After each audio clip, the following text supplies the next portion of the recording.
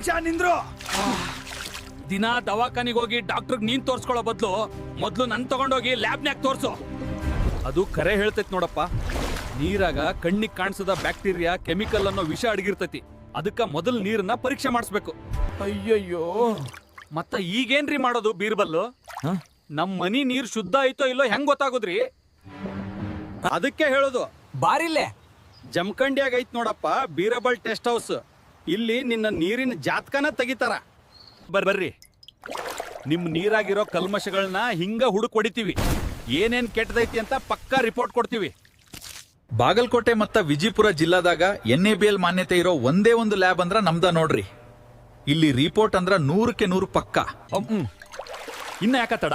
ನೀರಿನ ಪರೀಕ್ಷೆಗಾಗಿ ಇವತ್ತೇ ಬೀರಬಲ್ ಟೆಸ್ಟ್ ಹೌಸ್ಗೆ ಬರ್ರಿ. ಹುನ್ನೂರ್ ರೋಡ್, ತುಂಗಳು ಕಾಲೇಜ್ ಹತ್ರ, ಜಮಖಂಡಿ. ಅಬ್ಬಾ, ಬಾಳ ಚಲೋ ಐತ್ರಿ ನಿಮ್ ಲ್ಯಾಬ್. ಇನ್ಮೇಲೆ ಕಣ್ಣು ಮುಚ್ಕೊಂಡ್ ನೀರ್ ಕುಡಿಯಂಗಿಲ್ಲ ಬಿಡ್ರಿ. ಇವತ್ತೇ ಟೆಸ್ಟ್ ಮಾಡಿಸ್ತೀನಿ.